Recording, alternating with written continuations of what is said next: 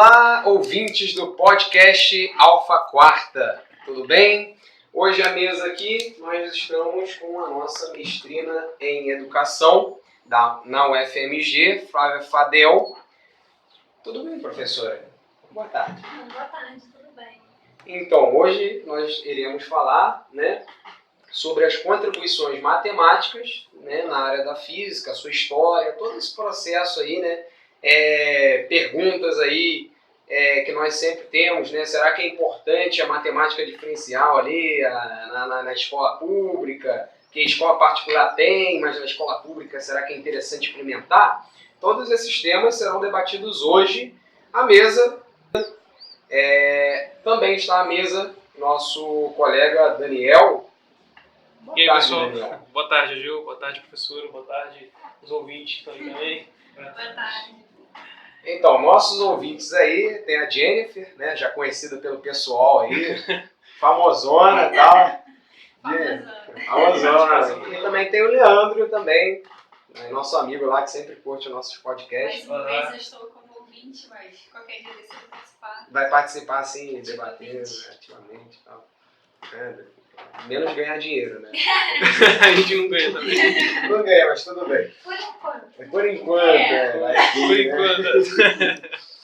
Então, vamos com o nosso primeiro tema, que vai falar a respeito justamente do que eu falei, sobre a importância do cálculo diferencial na escola pública, na escola privada. O que a senhora acha, se é certo implementar? Eu, por exemplo, trabalhei em uma escola que as pessoas utilizavam muito o conceito de limite, de derivada, de integral. Na atualidade, nas escolas hoje, no quesito educação, poderíamos implementar isso em escolas públicas? Sim, poderíamos. A gente tem que ver, na verdade, que tem uma diferença entre o cálculo diferencial integral da graduação para o ensino médio. Porque o que acontece? Quando você coloca esses conteúdos, que são específicos da graduação, no ensino médio, não necessariamente você está querendo fazer aquela formação superior, para os alunos. Você está querendo trabalhar algum conceito. Então, por exemplo, quando você tem o conceito de limite, é um conceito interessante, que os alunos do ensino médio conseguem alcançar. Então, você tem lá, você quer... Porque no ensino médio trabalha-se com funções, então a gente pode trabalhar com o conceito de limite.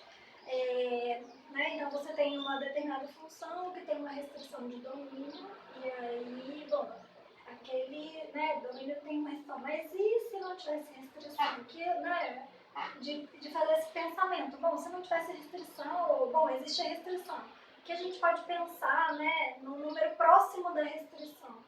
E aí você pode trabalhar com esse conceito, Às vezes, quando trabalha-se com progressão geométrica, nas sequências, progressão aritmética, progressão geométrica. Na progressão geométrica, a soma, quando você tem soma de séries infinitas, então você pega somar meio, mais um quarto, mais um oitavo, um 16avos, infinitamente, Então é uma série infinita, mas é possível fazer a soma, Ela vai tender para um valor que isso já é um conceito de limite, Pode-se trabalhar com isso, pode-se trabalhar com o conceito da derivada, como inclinação da reta tangente. Então, na própria física, dá para você trabalhar com os conceitos ali mesmo, dentro do ensino médio, que poderia se trabalhar com isso, com inclinação de reta integral, ao invés de trabalhar com toda aquela definição, trabalhar com uma soma de áreas.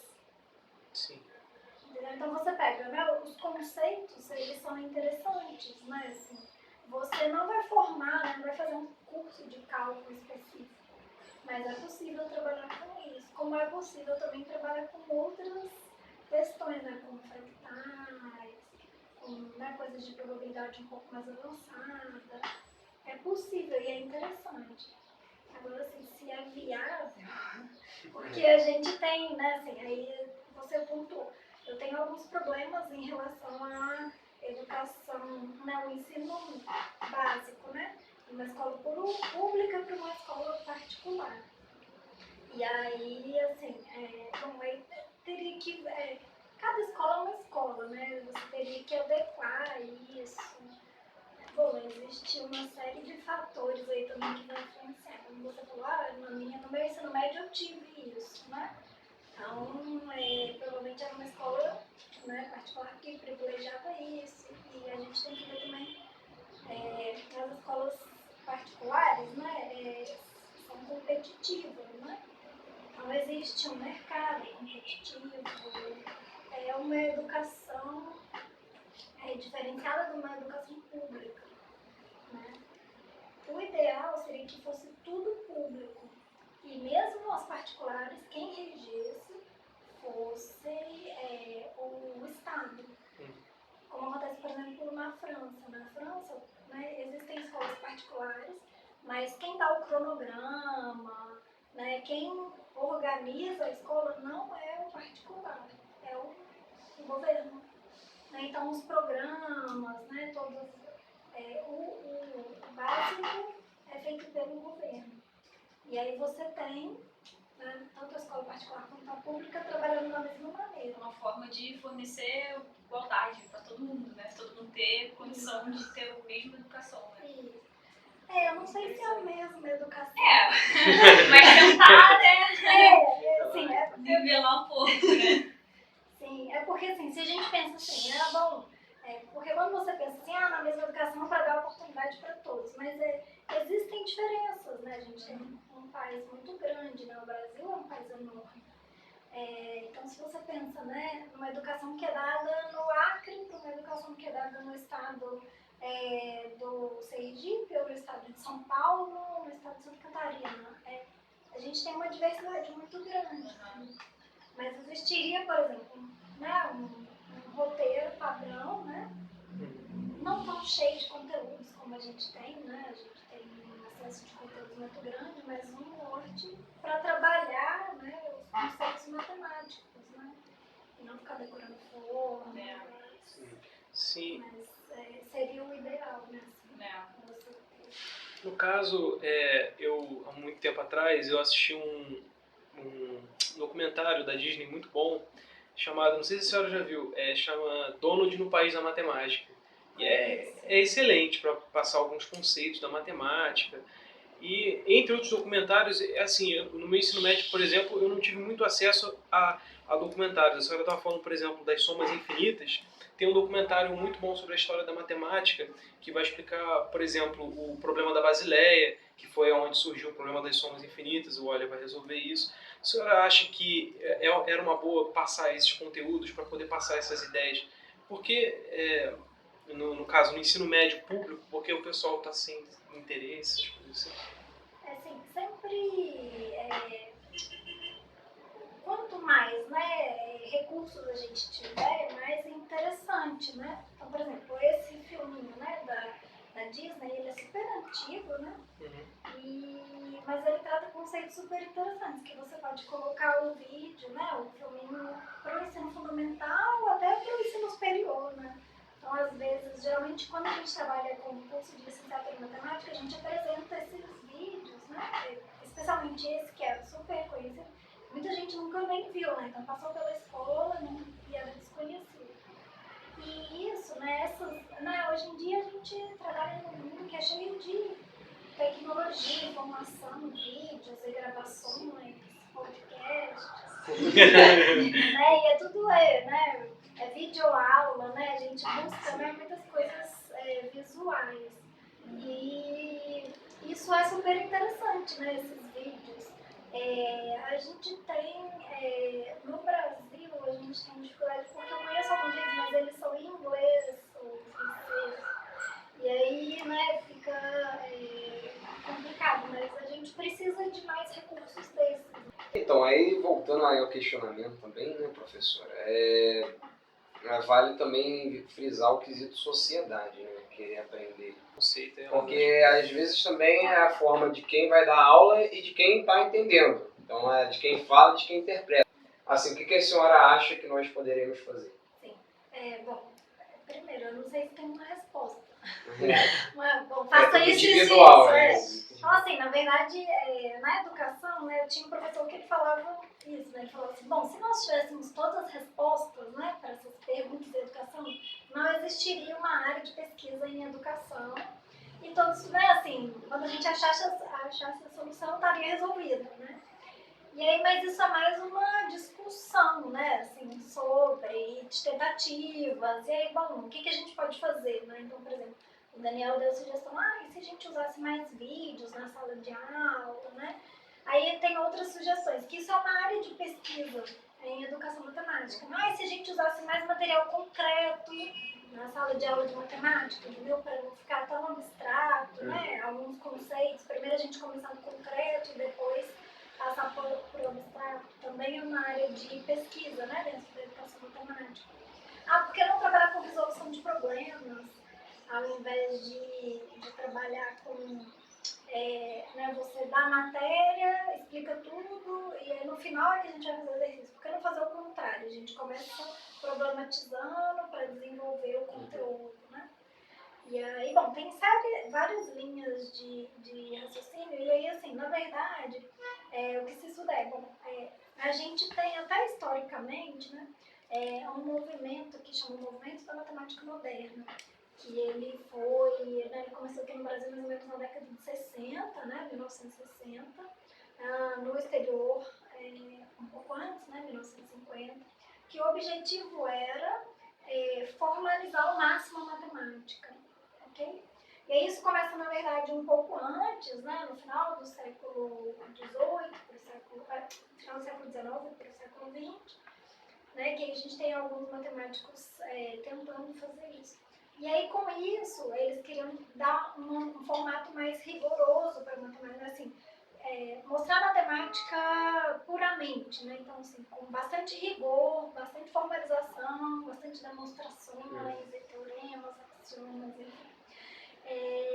E aí, isso deu um impacto muito grande no ensino, né? Porque tirou todo, porque a gente tirou todo o significado da matemática, né? Então, ao invés de trabalhar com né, uma matemática mais significativa, não, tirou todo o significado, a gente ficou só com a matemática pura.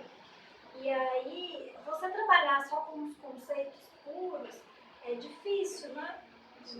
Só com a matemática pura de deduções, né? Isso se faz quando você está pesquisando matematicamente, né? Então, por exemplo, quando você está no mestrado em matemática, no doutorado em matemática, isso é esperado lá. Mas no ensino, na educação básica, a gente precisa de mais significado, né? Então precisa de trabalhar conceito, precisa de concreto, precisa de vídeo, né? Precisa de várias outras coisas e também precisa entender que a matemática é uma construção social. Né? Assim, então, na verdade, foi uma construção da própria sociedade, né? Então, a gente tem, né, pega antes de Cristo o que se fazia, né? Já tinha contagem, tinha medição de terras, né? Usava-se, né, alguns cálculos para comércio, né? Então, isso tudo foi, né, um ganho social. Claro que não existia lá cálculo diferencial, né? Isso foi ao longo do tempo, foi se desenvolvendo esses conceitos, a sociedade foi mudando, né? Antes éramos nômades, agora a gente, né, tem residência fixa, né? E aí criamos cidades, e aí a gente tem toda a tecnologia, né? Depois da Revolução Industrial, então a gente tem um desenvolvimento aí, né? Pra gente chegar ao que a gente tem hoje, né? Então a gente precisa levar em consideração essas coisas, né? E aí vem vocês da física, né?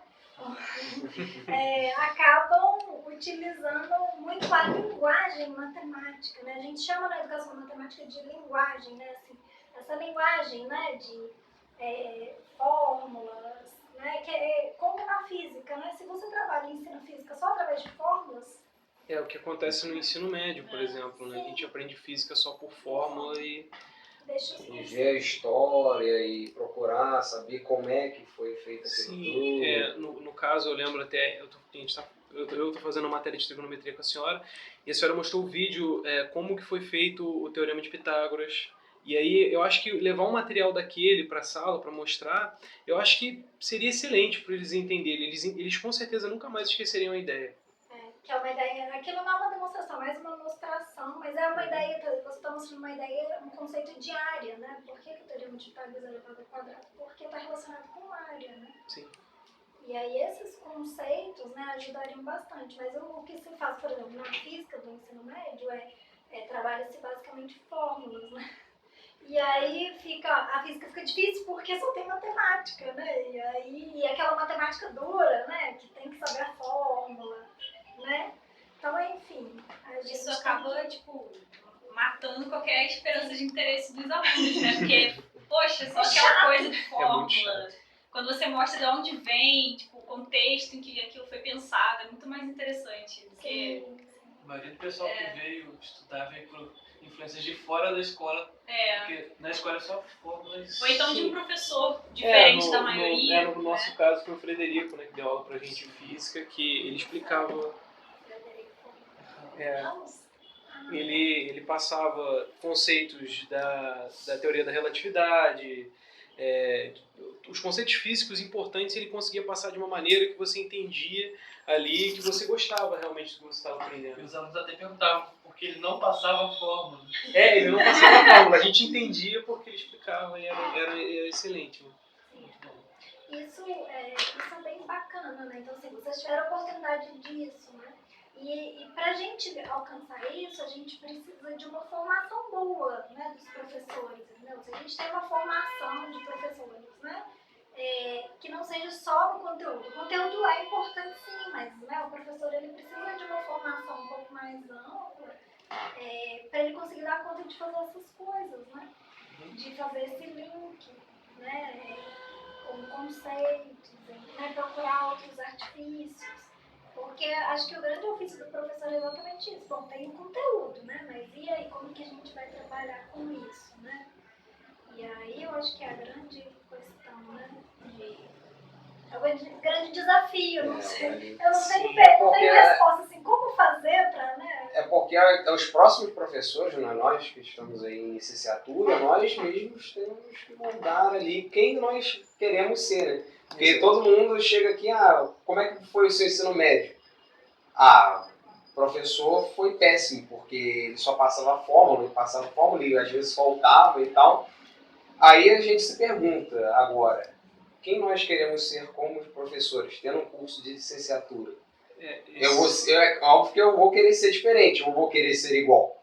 Então, assim, um X da questão ali. Muitos aqui, no início assim, de cada semestre, quando a gente tem novos professores, eles perguntam, por que cada um tá aqui? E aí ele vai passando de pessoa por pessoa. E, tipo, muitos dos alunos falam, porque eu quero mostrar para aquele professor que é possível ser melhor do que ele foi. Sempre essa coisa. Tem muito disso lá na turma. Tipo, pessoas decepcionadas com seus professores, mas que felizmente conseguiram ver que não é a matéria em si, a disciplina física ou matemática, que é desinteressante, que é ruim, mas que de repente não foi apresentada de uma forma interessante para eles, né? Exatamente. Os sobreviventes desse Exatamente, cara. Isso aí. E assim, a física e a matemática, ela é uma coisa tão bonita, assim, ela é uma coisa tão... que se as pessoas entendessem o conceito e procurassem, elas iam gostar muito. Porque está na vida delas, está nas coisas que elas fazem, está nas coisas que elas observam, está em tudo. É a natureza. Então é um princípio maravilhoso assim, que as pessoas deixam de ter por conta de más formações ou estruturas ruins. Aquela imagem pronta, né, que elas aceitam. Mas fazer esse caminho inverso é difícil, né? Assim, porque quando a gente, né, quando vocês formarem e entrarem para a sala de aula, vocês vão ver que é um exercício difícil, porque assim, existe um sistema, né? Sim. Entendeu? Que você tem que cumprir conteúdos, tem que dar conta, né? De prova, apesar é um sistema meio falido, né? Que né, nossas notas em prova são terríveis, né? Assim, em avaliações de larga escala. Mas enfim, é aquele sistema, né? E bimestre tá a prova e fecha a nota e avalia e tá. E você entra naquilo e aí de repente você se vê repetindo tudo que Imagino que seja difícil. esses professores que vocês estão questionando, né, fazem, né? Então, assim, eu tive, né, uma época, quando eu comecei a dar aula, eu dava aula rigorosamente, assim, de matemática rigorosamente. Tipo, os alunos tinham que, se não acertasse tudo, eu não dava certo, entendeu? Assim, se todo o raciocínio mais a resposta não tivesse correto, eu estava errada. Né? Assim, eu sei que eu estava errada, mas isso é um processo também, entendeu? De aprendizado, né? E aí eu acho que vocês estão numa época, assim, num curso de formação melhor do que eu tive, entendeu? Porque na minha época, quando eu fiz licenciatura em matemática, eu tive a maior parte do meu curso de matemática pura e o último ano só de disciplinas pedagógicas, entendeu? E aí, a minha pesquisa de mestrado é que foi minha visão, porque assim, eu queria saber por que quando eu ensinava, né, numa escola pública carente, não dava certo, minhas aulas não funcionavam. E por que lá na escola particular, ou né, numa escola mais bem centralizada, mesmo que sendo pública, né, assim, mais de elite, dava certo. Entendeu? E aí a grande questão não é porque dá certo em uma e não dá certo na outra. A grande questão são públicos diferentes, com demandas uma questão diferentes. de base também, né? Pô, lá na pública, de repente, não tiveram base nenhuma, então eles não têm condição de pegar uma matéria mais avançada, porque eles não têm a matemática básica, né? E eu, como professora, eu tinha que voltar atrás e resgatar. Aí esse é o papel do professor, entendeu? Bom, então eles não têm base, então eu tenho que voltar. Mas, né, eu não fazia isso, né? Bom, vocês não sabem isso, então vamos estudar. Já era pra vocês saberem. Não, sim, o Silvio... Desculpa, Dana, é porque o Silvio acho que tem uma pergunta ali do nosso público. É interessante, exatamente pela questão do sistema, porque na época que eu fazia, basicamente era física. Eu não tive um ensino tão bom de física, que às vezes é muito normal isso. Você fica 6 meses sem física, outros 6 meses com física, e mais ou menos física, né? Tem alunos que formam no ensino médio sem ver física. Né? Exatamente, eu falo, praticamente eu não tive física em si. E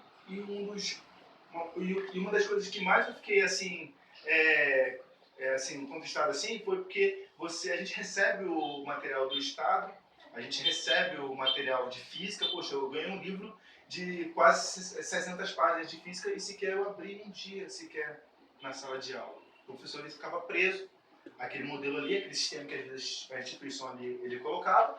E eu aprendi, quando as pessoas falam de física, com que você teve inspiração. Eu acho incrível quando o aluno ele chega aqui na universidade e fala: poxa, um professor tal. Quantos aqui, até mesmo alunos do PIBID aqui, incentivam, né? Comigo É incrível, eu acho incrível. Aí quando perguntam pra mim, eu falei: não, eu gostei sozinho mesmo em casa, nas férias, eu peguei aquele livro de física, né? E eu comecei ali, eu me encantei pela física, entende? Então, assim, até tinha uma forma um pouco irônica, de acordo que eu faço um pouco esse sistema, com os alunos aqui da física. Eu sempre com uma ironia, falei: poxa, cara, tá falando pra fazer todos os cálculos 1, 2, 3, 4, mecânica analítica, e não passar de mecânica 1 no ensino público, porque a probabilidade disso acontecer é muito grande. Né? Mas só que assim, a gente tentar estudar e buscar formas com que a gente possa melhorar principalmente esse ensino, porque hoje em dia as pessoas realmente carecem. E a gente percebe hoje o reflexo hoje na sociedade. O reflexo dessa falta desse conhecimento, sabe? Então assim, a gente buscar meios e alternativas. Eu acredito que a nossa função é mais do que simplesmente aprender a saber passar física, e sim saber passar conhecimento de uma forma com que as pessoas elas entendem de diversas formas possíveis. Eu acho que é aí que está o cerne mesmo, né, da questão. Aí